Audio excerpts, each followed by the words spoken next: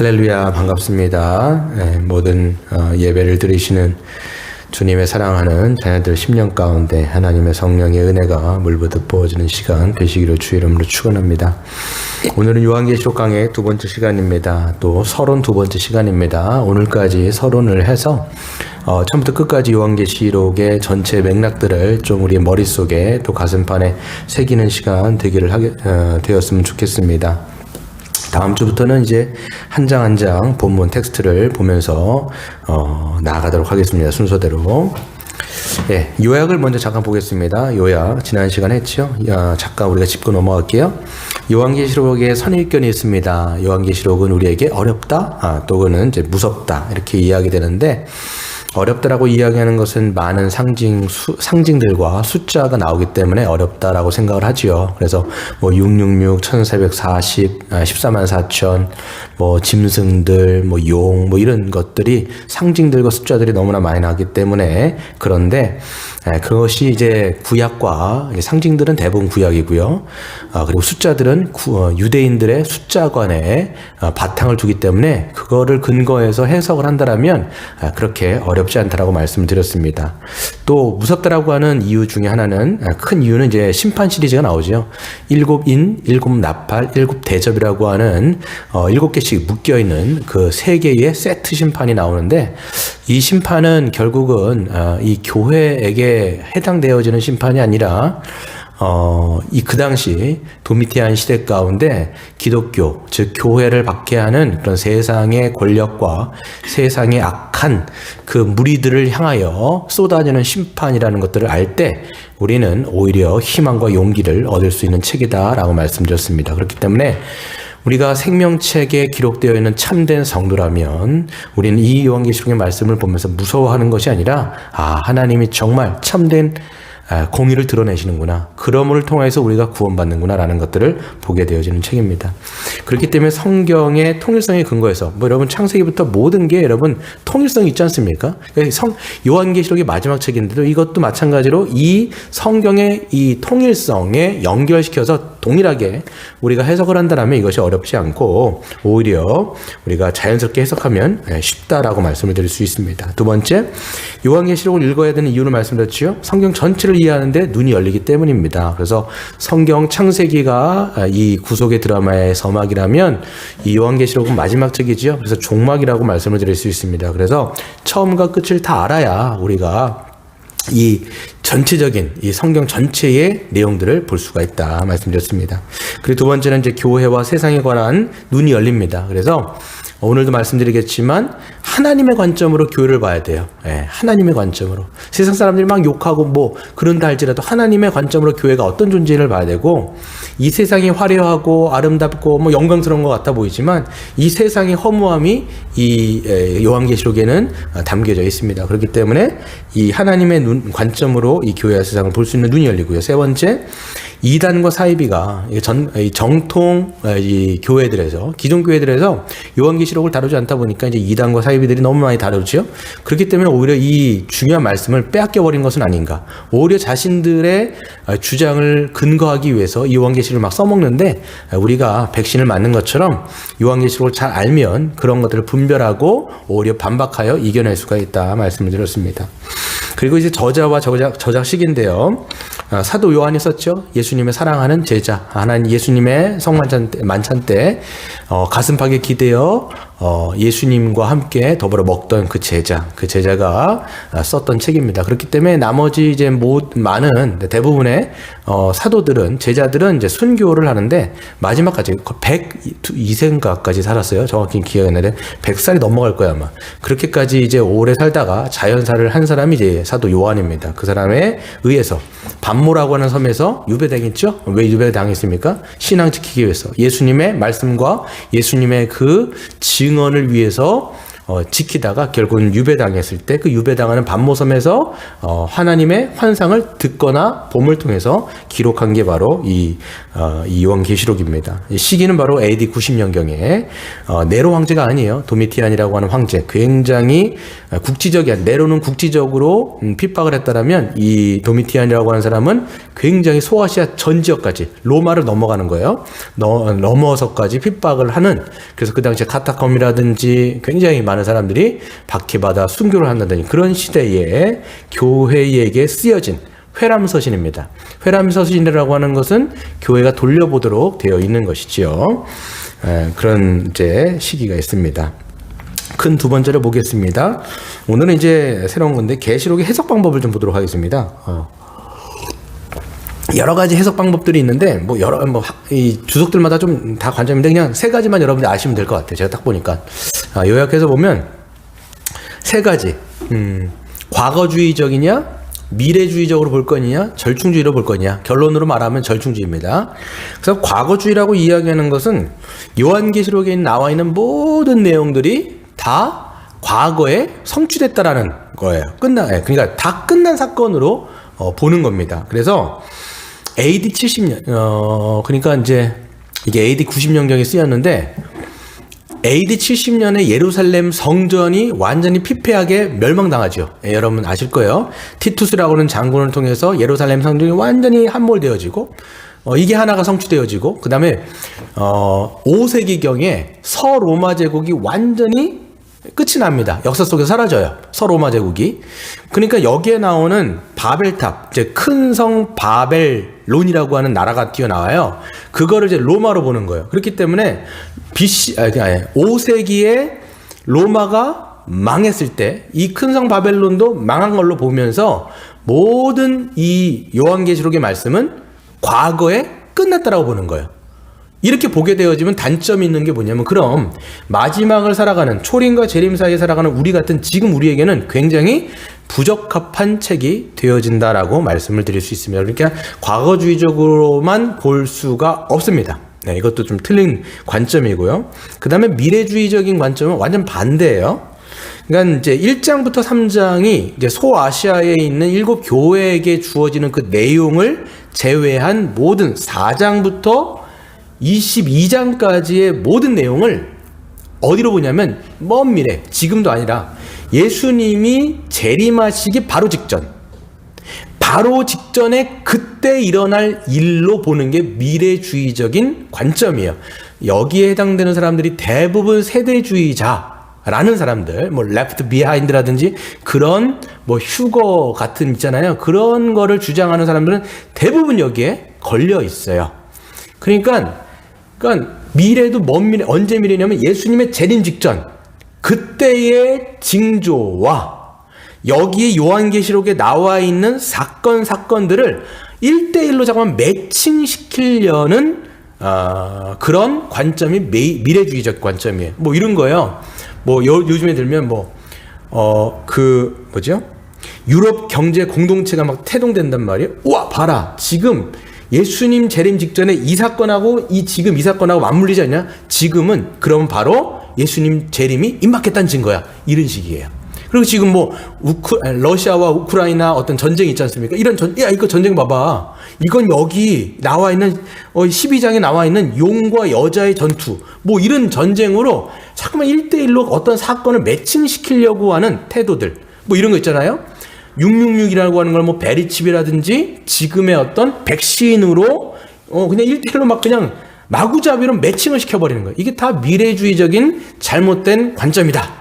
근데 이게 너무나 웃긴 게 뭐냐면 이게 잠깐 달라져요. 이 사건이 있었다가 또 다른 사건 나오면 아니다, 이 사건이 아니라 이 사건이다. 잠깐만, 이런 사건 666도 보더라도 처음에는 이게 베리칩이라고 이야기했다가 지금 백신으로 이야기했다가 이런 식으로 말도 안 되는 사건으로 자꾸만 매칭시키는, 이거는 잘못된 관점이라고 볼 수가 있습니다. 그럼 우리는 어떻게 봐야 되느냐? 절충주의인데요.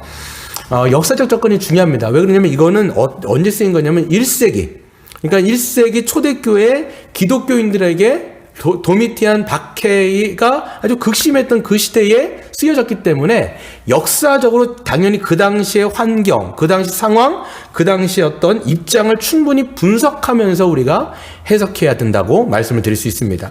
근데 그때의 정황이긴 하지만 이거는 그러니까 미래적인 관점도 우리에게 주고 있어요. 그러니까 이 미래는 예수님의 재림 직전 그때만 얘기하는 게 아니라 예수님의 초림과 재림 이 전체 기간 안에 있는 모든 일들, 거기에 하나님의 심판, 예수님의 재림, 그리고 새하늘과 새 땅, 이런 영적 전투, 이런 것들이 다 담겨 있기 때문에 우리는 역사적인 관점도 지향하면서 초림과 재림 사이에 있을 모든 어떤 하나님의 예언적인 말씀으로 우리가 해석할 때 이거를 잘 올바르게 해석할 수 있다라고 말씀을 드릴 수가 있습니다. 그래서 단순히 미래의 궁금증을 풀어주는 책이 아니에요. 잠깐 어떤 분들은 이걸 예수 그리스도와 상관없이 잠깐 어떤 미래의 어떤 일들을 여기서 끼워 맞추려고 하는 그런 시도들인데 다 틀린 해석이에요, 여러분. 다 틀린 해석이에요. 네. 그렇게 보시면 안 돼요. 그래서 말세를 살아가는 성도들에게 영적인 진리를 가르쳐주는 책이다. 이렇게 보시면 됩니다. 세 번째, 계시록의 장르입니다. 장르가 있는데요. 두 가지만 좀 딱 잡아서 보면요. 서신서이기도 합니다. 서신서가 뭐예요? 편지라는 거예요, 편지. 그러니까 지금 요한이 그 에서보도 사빌라 7교회에 있는 소아시아에 있는 7교회에게 편지하노니 서신, 그 편지인 거예요. 서신서이기 때문에 이 요한계시를 어떻게 우리가 해석해야 되냐면 문자적으로 해석해야 돼요. 그러니까 이게 해석하는 방법이 두 가지가 있는데 문자적으로 해석할 거냐 상징적으로 해석할 거냐, 이게 사실 두 가지가 다 들어있는 거예요. 그러니까 서신서이기 때문에 어떤 부분들은 문자적으로 보셔야 돼요. 문자 그대로 보셔야 돼요. 여러분 내가 에베소에 있는 사자에게 편지하노라 이렇게 얘기했는데 이걸 뭐 상징으로 풀 겁니까? 아니잖아요. 이거는 문자적으로 봐야 되겠죠. 근데 또 다른 장르가 있어요. 여기에는 뭐 어떤 장르가 있냐면 묵시문학이라고 하는 특별한 장르가 있습니다. 여러분 묵시문학이라고 하는 것은 우리가 이제 뭡니까? 다른 말로 해서는 박해문학이라고 얘기할 수 있습니다. 박해문학. 그러니까 세상에 핍박과 박해가 있는 상황 가운데 기독교인들이 그런 상황 가운데 계시를 받은 거잖아요. 그러니까 박해문학인 거예요. 요한이 반모섬에서 그런 박해 가운데 받은 문학이에요. 그러니까 박해문학의 특징은 뭐냐면 은유로 말하고 상징으로 말하고 돌려서 말하는 거예요. 여러분 예를 들면 이런 거죠. 우리가 일제시대 때 있었으면 일제시대가 있었는데 박해를 받았죠. 그러면 대부분의 서신서, 그러니까 그 당시 뭐라고 얘기합니까? 독립투사들이요. 그 일들을 했을 때 서신 같은 데 보면 이런 게 그냥 어떤 뭐라고 얘기할까요? 비밀 문서 같은 걸로 돼 있어요. 그러니까 누가 딱 봤을 때 잘 못 알아먹게 되어 있는 거죠. 이런 거 가령 예를 들면서 이렇게 이제 독립투사라는 사람이 딱 사람들을 놓고 이제 앞에서 연설을 하는 거예요. 근데 막 연설하다가 갑자기 이런 얘기를 하는 거예요. 아, 개나리가 활짝 피었군요. 이게 뭐냐면 일본 짝새들이 왔다란 뜻이에요. 그러면 여기에 있는 한국 사람들은 알겠죠. 아, 이게 지금 일본 순사가 뒤에 왔다라는 얘기구나 하면서 서로 이제 아는 거예요. 근데 일본 순사는 그걸 모른단 말이에요. 마찬가지로 지금 이게 박해문학이기 때문에 여기 안에 상징들, 숫자들, 이거는요 기독교인들이라면 알아요. 왜? 구약의 내용들을 알기 때문에 14만 4천? 그러니까 교회란 말을 쓸 수가 없는 거예요. 이게 여러분 검열되는 서신 아닙니까? 반모섬에서 나가야 돼요. 근데 이걸 뭐 교회란 말을 쓸 수가 없는 거예요.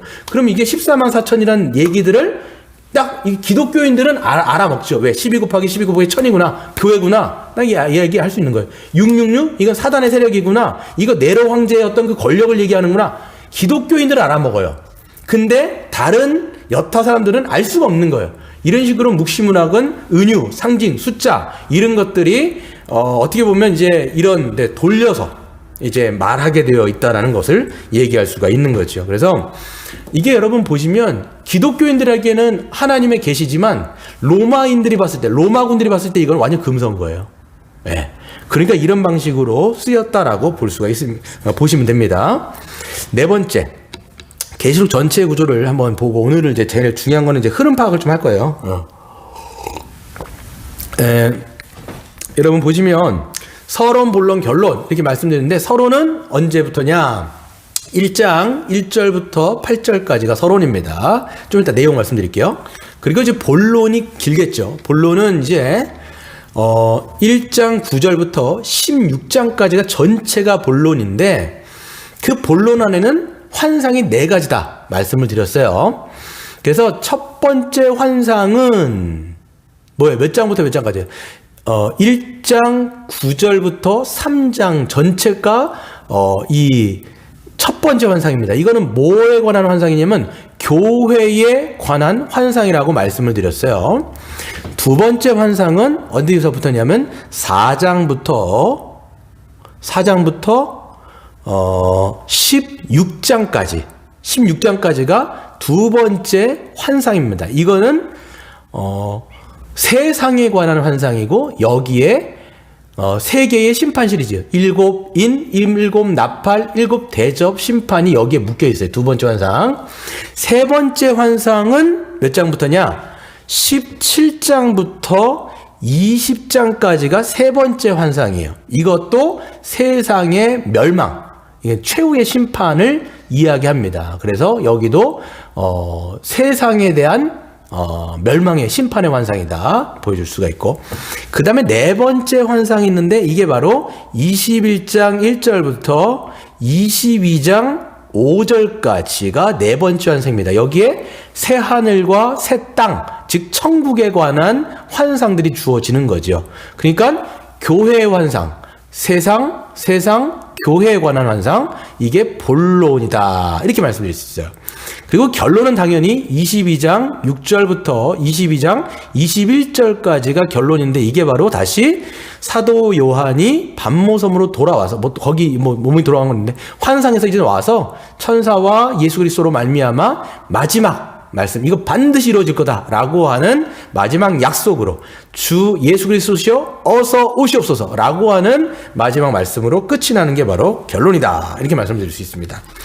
그러면 이제 요한계시록 전체 흐름을 이제 구조로 봤는데 흐름을 좀 오늘 메인으로 보고 마치도록 하겠습니다. 보시면 요한계시록 1장 1절부터 8절까지가 서론인데요. 당연히 이제 뭐라고 되어 있냐면 1절 보세요. 저랑 잘 따라오세요. 예수 그리스도의 계시라 그랬습니다. 그러니까 누구에 관한 계시예요? 예수님의 계시예요. 그러니까 이게 좀 해석을 하면 예수님이 주신 계시다 이렇게 볼 수도 있고요. 예수님에 관한 계시다 이렇게 볼 수도 있어요. 그러니까 요한계시록의 주인공은 예수님이에요. 예수님이 그 계시의 주체이기도 하시고 이 내용 전체가 다 예수님에 관한 내용이라는 거예요. 그러니까 여러분, 예수님의 십자가의 사역과 예수님의 모든 사역을 벗어버리고 다른 여타모 666에 관심을 간다든지 14만 4천에 관심을 간다든지 다른 상징에 너무 매여버리게 되어지면 이 요한계시록은 완전 잘못된 해석이에요. 예, 완전 잘못된. 그러니까 여러분, 여기서 딱 붙들 게 뭐냐면 예수 그리스도에 관한 계신 거예요. 이거를 딱 붙들고 요한계시록을 예수님의 인격과 사역을 근거해서 해석한다면 전혀 우리가 다른 내용이 나오는 게 아니라, 그래서 여러분 요한계시록의 별명이 뭐냐면 제5복음서예요. 우리가 사복음서 있잖아요. 마태, 마가, 누가, 요한복음 있는데 그 사복음서에는 대부분 예수님의 인간 예수님, 그러니까 연약한 예수님, 인간으로서의 예수님, 흠이 없으시지만 그러니까 연약한 예수님, 인간으로서 오셔서 십자가에 달려서 돌아가신 그분, 거기에 방점이 박혀져 있다라면 요한계시록은 그렇지가 않습니다. 전혀 그렇지 않아요. 부활하셔서 승천하신 그 예수님이 심판자이자 전능한 하나님으로 여기에는 그려지고 있습니다. 그래서 요한도 여러분 뒤에 보시면 깜짝 놀래요. 그가 3년 동안 봤던 그 예수님이 아닌 거예요. 눈에서 막 불꽃이 나오고 이 입에서는 그냥 날선 검이 막 나오고 막 깜짝 놀라죠. 그러니까 죽은 자 같이 되는 게 2장에 나오는 거예요. 그래서 1장에 나오는 거예요. 그러니까 그 예수님 제5복음서예요. 그래서 이전에도 계셨고 이제도 계시고 장차 오실 전능하신 그 하나님, 그 예수님에 관한 이 내용이 요한계시록에 가득 담겼다라고 말씀을 드릴 수 있습니다. 그리고 그분이 뭐라고 말씀하시냐면 1절에 보면 반드시 속히 일어날 일들을 너에게 보여주겠다 이렇게 말씀하시면서, 이게 나중에 뭐 다니엘서하고 좀 연결을 시켜드릴 텐데 그냥 한마디로 얘기하면 이 반드시 속히 일어날 일이라고 하는 게 이 시간이라고 하는 개념보다는 분명하게 일어날 거야 이 얘기를 하는 거예요. 그래서 자꾸만 뭐라고 얘기하냐면 예수님을 참된 증인이요 신실한 자다, 아멘이요 이렇게 하는 거. 아멘이 뭐냐면 예 그렇습니다 이런 얘기거든요. 그러니까 예수님이 말씀하신 것 자체는 반드시 일어나죠. 절대로 이 일이 언제 될 거야가 아니야. 그냥 성경에서 보면 뭐라고 되냐면 반드시 될 것입니다. 일어났습니다. 그러니까 과거형으로 쓰이는 부분이 대부분 많단 말이에요. 그러니까 이거는 반드시 일어날 것이라는 것들을 1장 1절부터 8절까지 그려주고 있는 것이죠. 그러니까 서신서기 때문에 앞에가 이제 뭐냐면 문안인사격인 거예요. 문안인사. 우리 여러분 뭐 에베소서, 뭐 골로새서 같은 데 보면 사도 바울이 문안인사 하지 않습니까? 예, 지금 요 사도 요한도 문안인사를 7 교회들에게 하고 있다는 것을 보시면 됩니다. 그 다음에 이 1환상을 보시면 이제 9절부터 3장까지인데 보세요. 요한이 이제 반모섬에서 환상 중에 전능하신 예수님을 만나죠. 뭐라고 돼 있어요? 9절에 나 요한은 너희 형제요 예수 환난과 나라와 참음에 동참한 자라 하나님의 말씀과 예수를 증언하였으므로 말미암아 반모라는 섬에 지금 유배당했다 이렇게 이야기합니다. 여기서 10절에 보면 주님의 날에 내가 성령에 감동되어, 이게 여러분 4번 나오는데 이거 나중에 가르쳐 드릴게요.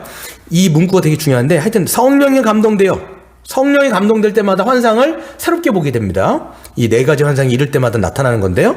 그럴 때 어떤 예수님을 보시냐면 뒤에서 보시면 그가 예수님을 만나게 돼요. 근데 그 예수님이 십자가에 달리는 어린 양의 예수님이 아니에요, 지금.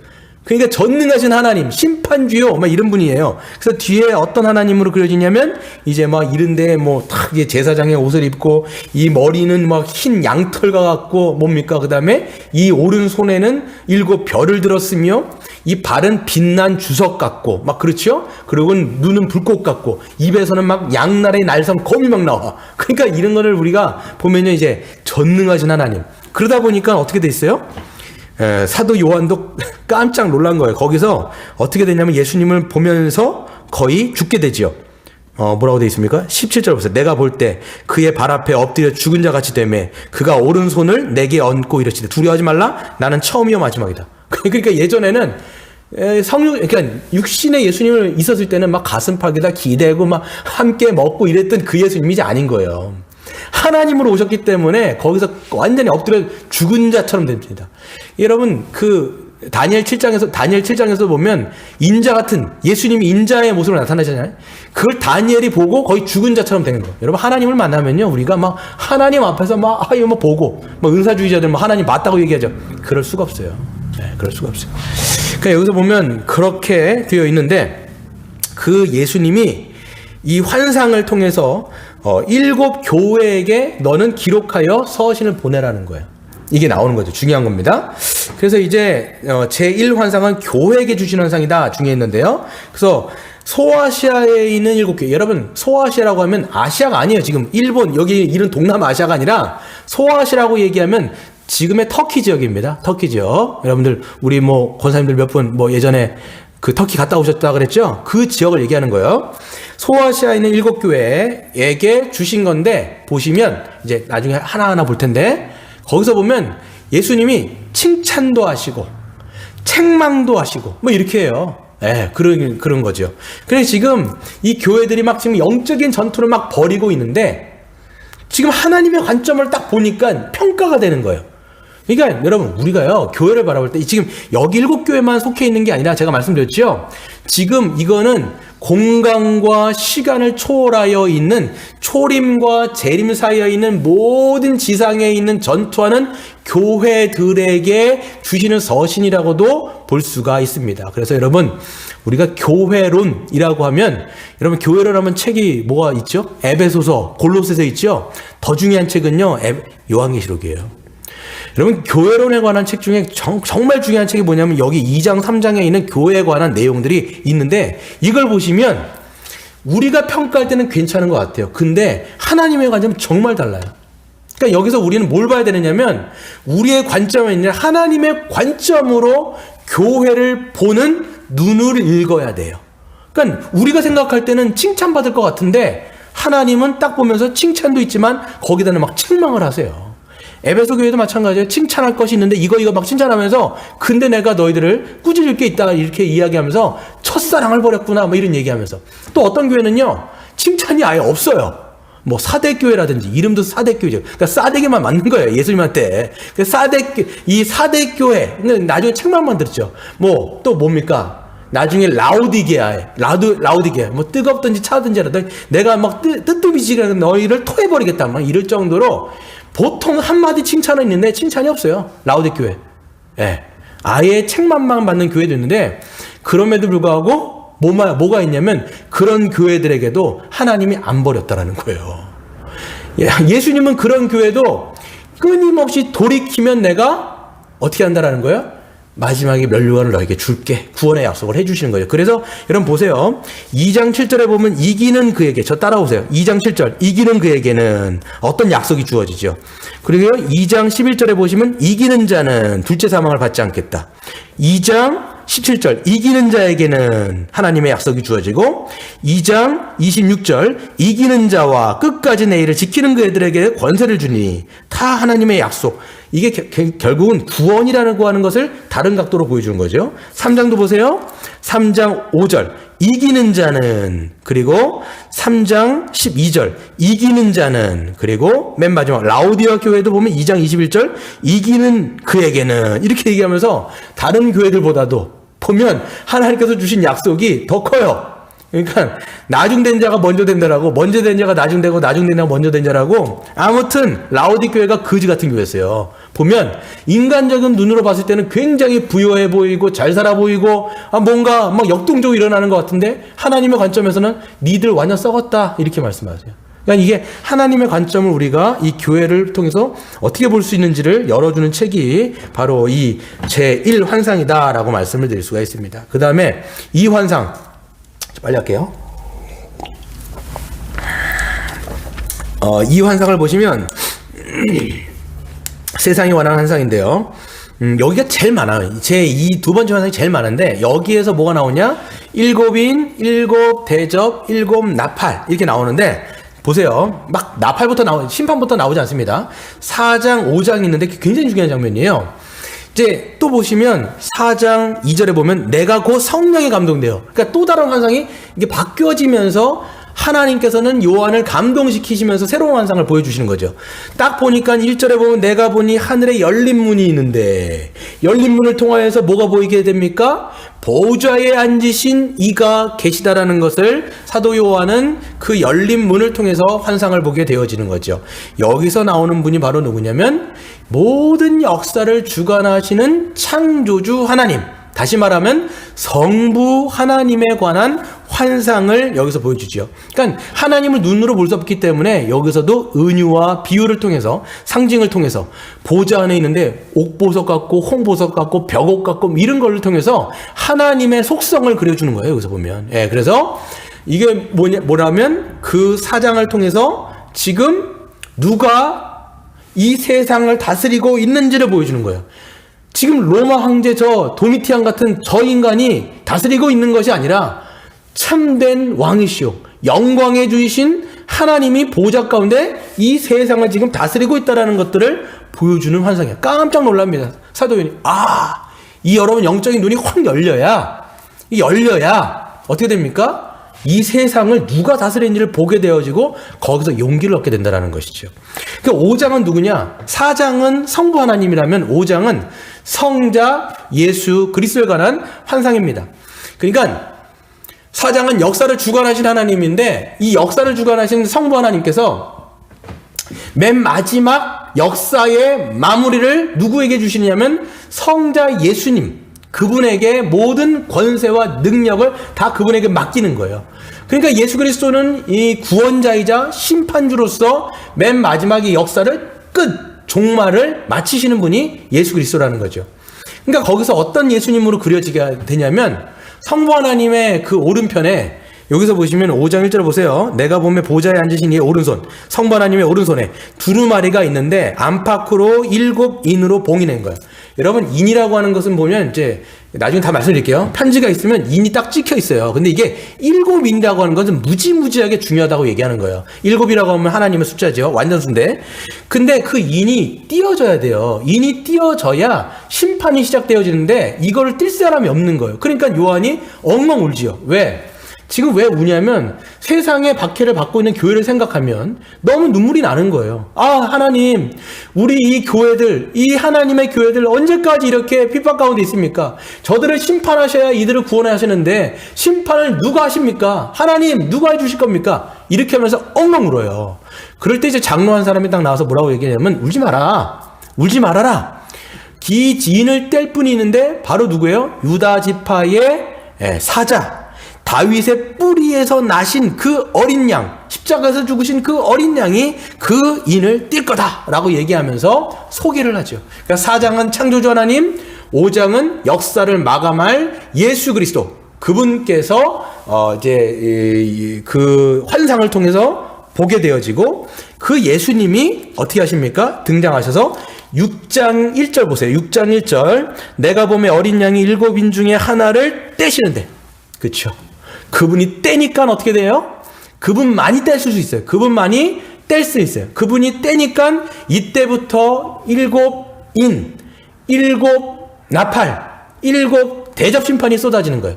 여기서 우리가 알 수 있는 게 뭐냐면, 이 모든 심판의 시작은 어디예요? 하나님의 보호자에서 쏟아지고 있다는 거예요.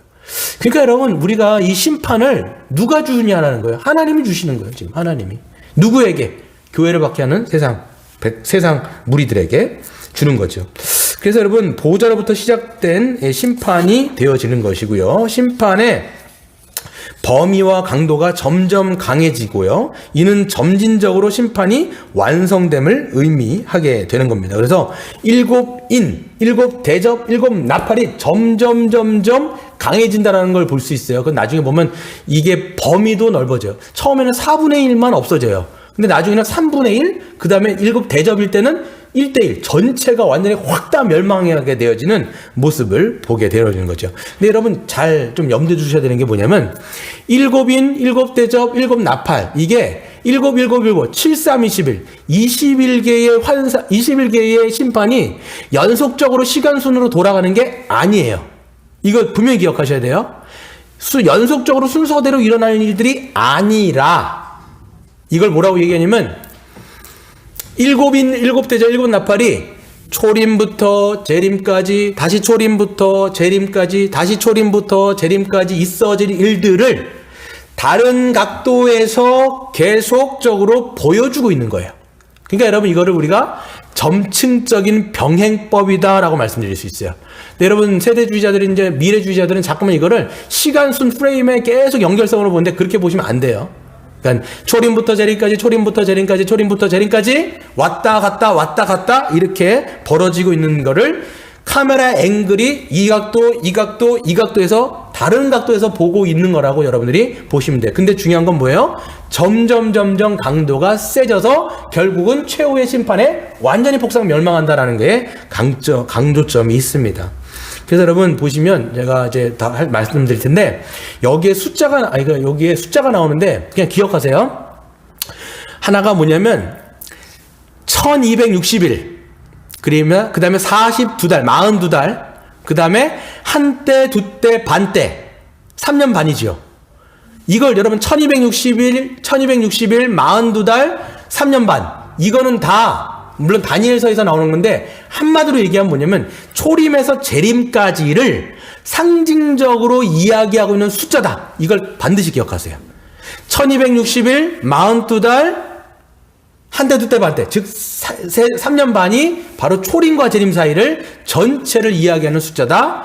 여기 안에 7 대접, 7인, 7 대접, 7 나팔이 다 들어가 있는 거다. 이렇게 보시면 됩니다. 그러면 7 나팔을 한번 좀 볼게요. 7인부터 볼게요. 7인이 이제 6장에 나옵니다. 여러분, 좀 헷갈리실 것 같은데, 그래도 여러분 보세요. 잘 따라오셔야 돼요. 여러분, 딱 숫자를 기억하세요. 머릿속에 숫자. 6장에는 7인이 띄어지는데, 첫째 인부터 6째 인까지가 6장에 기록되어 있어요. 그 다음에 8장부터 9장까지가 7 나팔이 여기에 등장합니다. 8장부터 9장까지. 여기서도 1부터 6개의 나팔이 등장하고요. 그 다음 마지막 16장에 7 대접이 띄어지는 거예요. 그러니까 이렇게 여러분 보시면 돼요. 첫째 인부터 여섯째 인까지 딱 띄어지고 일곱째 인이 띄어지면서 7개의 나팔이 불려지는 거예요. 이게 첫 번째 나팔 쫙 하면서 여섯 번째 나팔 부리고 일곱 번째 나팔이 불려지면서 또 여기에서 7개의 대접 심판이 이렇게 되는 거예요. 이해하시나요? 네. 쭉 하면서 일곱 번째 인 때 7개의 나팔이 시작되어지고 일곱 번째 나팔이 마지막으로 불려질 때 7개의 대접 심판이 쏟아진다. 그게 바로 6장, 8장, 9장, 그 다음에 16장 이렇게 돼 있으면 중간에 뭐가 있어요? 다 삽입장이 있는 거죠. 여기서 삽입장을 보시면 이렇게 되어 있습니다. 그래서 시간이 좀 없지만 그래도 할게요. 여기서 보시면 6장에서 보시면 7인이 띄어지죠. 그때 흰 말이 나오고 붉은 말이 나오고 그 다음에 5절에 보면 검은 말, 7절에 보면 청황색 말이 나오죠. 그 다음에 9절에 보면 5번째 인이 띄어지죠. 그 다음에 12절에 보면 6번째 인이 띄어질 때 해가 달과 별들이 막 이렇게 우주적인 지각 변동이 일어나죠. 그러면서 7번째 인은 없어요. 그러면서 중간에 삽입장이 나는 거예요. 6장 사이에 7장이 있는 거예요. 그때 뭐라고 돼 있냐면 이래요. 6장 끝에 그들의 진노에 큰 날이 일었을 때 누가 능히 서리요? 저렇게 하나님의 심판이 누가 그렇게 저 심판 가운데 진노 가운데 설 수 있느냐? 라고 했을 때 삽입장 7장이 뭐예요?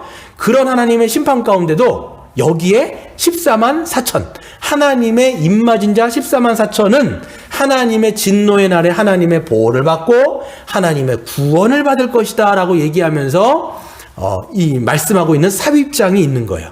그래서 6장에서 7장 그 다음에 이제 7장 삽입장이 끝난 다음에 8장에 보면 8장 1절에 뭐예요? 7째 인을 떼실 때 그렇죠? 1, 2, 3, 4, 5, 6 한 다음에 7 이게 띄어지면서 8장 7이 띄어지면서 7 나팔이 시작되는 거예요. 7 나팔. 그래서 여러분 보세요. 8장 3절에 보시면 7 나팔을 받게 됩니다. 천사들이. 그러면서 8장 6절에 보시면 7 나팔을 가진 7 천사가 나팔을 막 불기 시작해요. 첫째 천사가 나팔을 부니까 땅에 쏟아지면서 땅의 3분의 1이 날아가고 둘째 천사가 나팔을 부니까 이 바다의 3분의 1이 날아가고 10절을 셋째 천사가 나팔을 불며 강들의 3분의 1이 날아가고 12절 넷째 천사의 나팔을 불며 해와 달과 별들의 3분의 1이 날아가고 있어요. 그렇죠?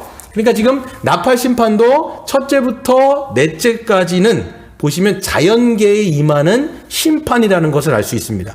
그러면서 9장 1절에 보시면 5째 천사가 나팔을 불매 이때 뭐냐면 그냥 그림을 보면 황충 한 마리가 그 무정행에서 나와가지고 뭡니까? 전갈의 권세를 딱 받아요. 5달 동안 사람에게 이제 자연계에게 심판하는 게 아니라 사람에게 이 독침을 쏩니다. 근데 얼마나 고통스러운지 사람이 혀를 깨물고 죽으려고 해도 죽을 수가 없어요. 이게 여러분 뭐라고 되냐면 9장 5절에 보시면 그러나 그들을 죽이지는 못하게 하시고 5달 동안 괴롭게만 하시는데 그 괴롭게 함 같은 전갈이 사람을 쏠 때 괴롭게 함과 같더라. 그날에는 사람들이 죽기를 구하여도 죽지를 못하고 죽고 싶으나 죽음이 그들을 피해가는 거예요. 누구를 쏘느냐 보시면 하나님의 인침을 받지 못한 자들에게 이 전갈이 독소를 막 쏘는 거예요. 그러면서 5달하고 굉장히 괴롭힌다는 거예요. 5달이라고 하는 것은 이것도 상징수인데요. 하나님이 허락하시는 이 기간 동안만 하나님이 이렇게 한다라는 거예요. 그리고 9장 13절에 보시면 6번째 천사가 나팔을 불 때 또 어떻게 합니까? 또 이제 뭔가가 일어나게 되어지는 거죠. 놀라운 건요. 이런 심판을 받는데도 믿지 않는 사람들은 더 우상 섬기고 더 귀신을 섬기고 회개하지 않아요. 하나님은 회개하면 돌아오라고 사실 심판을 주시는 건데 악인들에게도 절대 그러지 않습니다. 9장 맨 마지막에 보시면 오히려 살인, 복술, 음행, 도둑질, 회개를 하지 아니하더라. 중요한 구절이죠. 그리고 이제 10장에 보시면 삽입장이 나오는데요. 이제 8장, 9장이 이제 나팔 심판인데 또 이제 거기에 삽입장인데 10장, 11장이 굉장히 중요합니다. 아까 7장은 뭐냐면 심판받을 때 구원받는 참 이스라엘 백성들, 그냥 참된 백성들을 하나님 보호하실 거다 이런 거라면 8장 9장이 끝난 다음에 삽입절은 뭐냐면 세상의 심판 가운데도 교회가 사명이 있다라는 거예요. 아까 14만 4천도 교회에 관한 상징이고요. 여기에 보면 두 증인이 나와요. 두 증인도 교회에 관한 겁니다.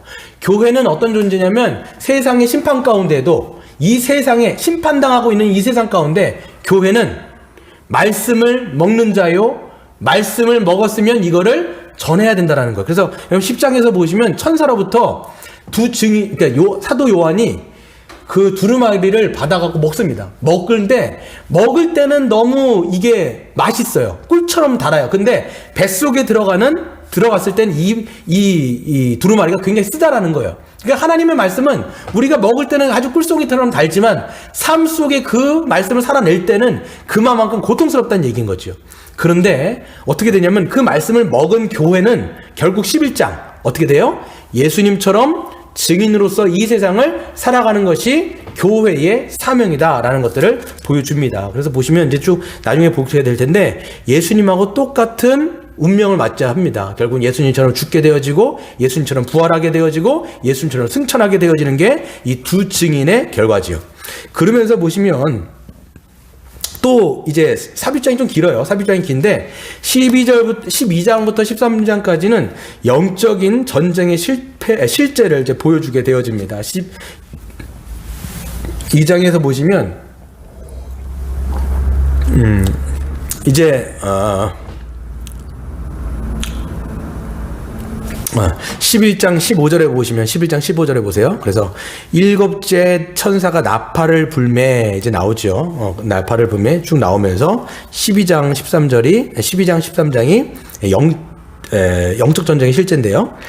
여자가 나오고 그 다음에 용이 나옵니다. 그래서 이 용은 사탄을 상징하는 것이고요. 여자는 이 하나님의 교회인 하나님의 교회를 상징하는 겁니다. 그래서 여자가 아이를 이제 해산하게 됐을 때 이 용은 해산하게 되어지면 이 아이를 죽이려고 하죠. 이 아이가 바로 철창을 다스리실 예수입니다. 근데 예수님은 이제 십자가에서 죽고 부활하시고 승천하셔서 올라가시죠. 남아있는 것은 이 여자입니다. 이 여자가 교회인데 교회를 계속적으로 핍박하는 그림들이 이제 여기에서 이제 그림 언어로 여기에 등장을 하게 됩니다. 그래서 보세요. 12장 13절 같은 데 보시면 용이 자기의 땅으로 내쫓긴 것을 보고, 내쫓긴 이유는 예수님의 그 십자가의 사역을 통해서 땅으로 내쫓기게 됩니다. 보고 남자를 낳은 여자를 박해하는지라 이렇게 되어 있어. 막 박해를 하는데 막 하나님께서 보호하십니다. 그러니까 1260일 동안 보호를 해주세요. 즉 초림부터 재림까지. 그리고 이달 동안 박해를 받게 되어지는데 또 보호를 받게 됐죠. 17절 보세요. 용이 여자에게 분노하여 돌아가서 그 여자의 남은 자손 곧 하나님의 계명을 지키며 예수의 증거를 가진 자들과 더불어 싸우려고 바다 위에 서 있더라. 그러니까 용과 그 다음에 예수 그리스도를 따르는 자들이 이제 영적인 전쟁을 하는 것들을 그림 언어로 보여주는 거죠. 그러니까 용이요, 그때부터 10장, 13장에 보시면 누구를 등장시키냐면 용이 혼자 싸우지 않습니다. 13장에 보시면 바다에서 나오는 짐승. 이게 뭐냐면 용이 권세를 주게 되어지는 세상의 권력인 거죠. 그 당시로 말하면 1세기에는 네로라든지 도미티안이라든지 그런 세상 권력을 통해서 기독교를 핍박하고 교회를 박해하는 이런 실체들, 이거를 갖다가 바다에서 나온 짐승으로 그리고 있는 것이죠. 그러니까 여러분 지금도 마찬가지입니다. 김일성 산부자라든지 공산주의라든지 이런 자들이 세상의 권력을 가지고 기독교를 핍박하는데 실체는 누구냐? 용이 그들에게 권세를 주어서 그들을 박해하고 있다는 것을, 영적인 실체들을 보여주고 있다라는 것이죠. 그리고 13장 뒤에 보면요, 바다에서 나온 짐승 말고 땅에서 나온 짐승인데, 땅에서 나온 짐승이 뭐냐면 바로 거짓 선지자를 이야기합니다. 그래서 그들은 여기서 보면 용처럼 말해요. 그러니까 말로 사람들을 미혹하는 것이죠.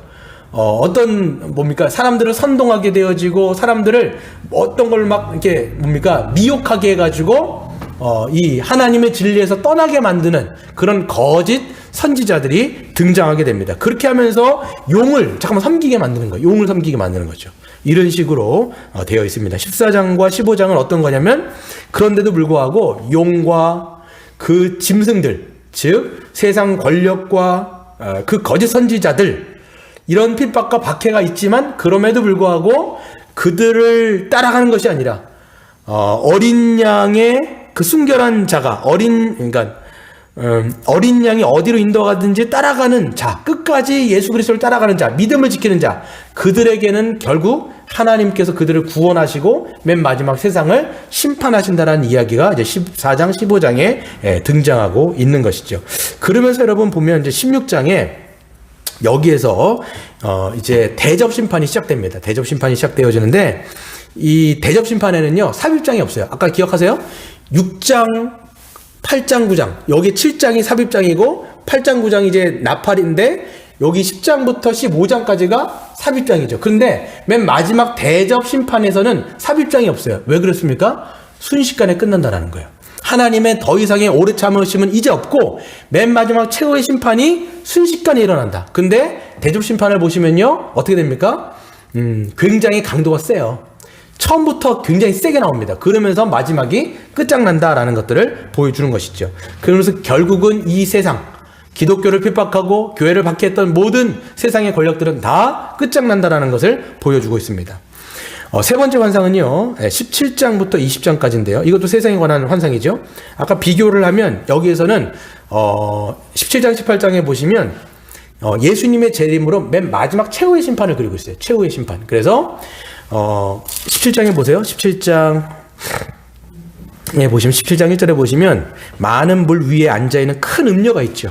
그러니까 지금 뭐랑 대조가 되냐면 예수님을 따라가는 거룩한 신부와 지금 세상의 그 음행과 음녀에 찌들어 있는 큰 음녀, 이 큰 음녀를 거기서는 큰 바벨론으로도 설명하고 있고 1세기로 말하면 이것을 로마 제국이라고 이야기할 수 있습니다. 사치와 향락과 음행과 황금 물질주의 같은 것들이 팽배했던 그 당시에 로마를 얘기하는데 이거는 지금 세상과도 똑같아요.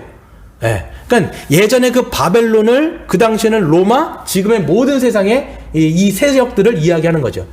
그 세상이 17장 18장에 보시면 1시간 만에 망했다라는 거예요. 1시간 만에 망했다. 18장 보세요. 18장 보시면 18장 10절에 보시면 18장 17절에 보시면 1시간에 내 심판이 이르렀다. 이렇게 얘기하죠. 그리고 17절 보세요. 부가 1시간에 망하였도다. 모든 선장과 쫙 얘기가 돼 있죠. 그리고 19절에서도 보면 1시간에 망하였도다. 그러니까 한순간에 정말 영원할 것 같았던 그 세상이 완전히 폭삭 주저앉아 버리게 되어지는 심판이 보여지게 되어집니다. 그리고 19장에는 어떤 게 나올까요? 지금까지 기독교를 박해했던, 교회를 박해했던 그 두 짐승이 그 용에게 권력을 받아가지고 세상 권력을 통해서 이 교회를 박해했던 그 짐승, 그리고 거짓 선지자, 요것들이 멸망하게 됩니다. 19장 20절 한번 읽어볼까요? 짐승이 잡히고 그 앞에서 표적을 행하던 거짓 선지자도 함께 잡혔으니 이는 짐승의 표를 받고 그의 우상에게 경배하던 자들을 표적으로 미혹하던 자라. 이 둘이 짐승들이요 산채로 유황불에 던져졌다라고 하면서 이 두 짐승이 끝장나고, 그러면 뭐가 끝납니까? 20장에 보시면 여기에서 지금까지 모든 권세를 줬던 용, 다른 말로 끝판왕인 이 사탄이 맨 마지막 심판을 받게 되는 거죠. 20장 10절에 보세요. 20장 10절에 보시면 그들을 미혹하던 마귀, 즉 옛뱀 사탄, 그 사탄이 불과 유황못에 던져지리니 거기는 그 짐승과 거짓 선지자도 있어 세세토록 밤낮 괴로움을 받으리라. 그러면서 맨 마지막 그 사탄도 그 심판을 받게 되어지고, 그리고 사탄을 따라갔던 수많은 무리들도 불신자들도 다 둘째 사망에 다 들어가면서 끝장이 납니다. 그러면서 네 번째 환상 뭐얘기했어요? 교회에 관한 환상이죠. 여기서 보면 이제 천국 환상이 주어지는 겁니다. 그게 바로 뭐예요? 21장 1절부터 22장 5절까지인데 바로 하나님의 새 하늘과 새 땅이 주어지는 것이죠. 21장 1절 보세요. 내가 새 하늘과 새 땅을 보니, 그러니까 이건 뭐냐면 지금 있었던 처음 땅과 처음 하늘이 없어졌다고 했어요. 이게 완전히 사그라지고 완전 새로운 게 있어지는 게 아니라 지금 죄로 타락했던 처음 세상과 처음 땅이 완전히 갱신되어져서 완전 이전에 없었던 것 같은 그런 새 하늘과 새 땅이 주어지게 되어지고, 그 다음에 어떻게 돼요? 2절에 보시면 거룩한 성 새 예루살렘, 이건 뭐라 그랬어요? 교회라고 말씀드렸죠? 이 교회가 완전히 영광스러운 교회로 변모하게 되어서 새 하늘과 새 땅이라고 하는 그 장소에서 하나님과 영원토록 동행하며 살아가게 되어지는 것이 21장과 22장의 환상이고, 맨 마지막에 결론이 뭡니까? 다시 반모섬으로, 다시 그 원리치로 돌아왔을 때 사도 요한이 보게 되어지지요. 8절 보세요. 22장 8절에 보시면, 이것들을 보고 들은 자는 나 요한이니 내가 듣고 볼 때 이 일을 내게 보이던 천사의 발 앞에 내가 경배하려고 엎드렸을 때, 천사가 뭐라고 얘기합니까? 나도 너와 같은 종이다. 나한테 경배하지 말고 하나님께만 경배하라 라고 말씀하실 때, 예수님께서 뭐라고 말씀하십니까? 바로 나는 알파와 오메가요, 처음이자 마지막이요, 시작이요, 마침이니. 뭐라고 되어 있습니까? 나 예수는 교회들을 위하여 내 사자를 보내어 이것들을 너희에게 증언하게 하였노라. 나는 다윗의 뿌리요 자손이니 곧 광명한 새벽별의 별이라 하시더라. 이렇게 된 거예요. 그러면서 내가 곧 오리라 말씀하셨을 때 17절이 굉장히 중요한데요. 성령과 신부가 말씀하시기를 오라 하시는도다. 이게 뭐냐면 성령님의 마음을 받았던 신부가 누구겠어요? 바로 신부는 교회예요. 주님의 몸된 교회들이 주님 어서 오시옵소서, 어서 오시옵소서, 주여 마라나타 주 어서 오시옵소서 라고 고백하면서 끝나는 것이 바로 이 요한계시록의 결론이다 라고 말씀드릴 수 있습니다. 그래서 여러분 보시면요, 말씀을 마치도록 하겠습니다. 서론이 있고 본론이 있는데, 여러분 이 심판, 여러분들이 하나님께서 분명히 우리에게 주시는 말씀은, 예수님의 그 약속의 말씀은 반드시 성취될 것이다. 반드시 속히될 일들을 우리에게 보여주신 것이니 요한계시록의 말씀을 읽고 우리가 주님의 다시 오심을 기다리는 저와 여러분 되었으면 좋겠습니다.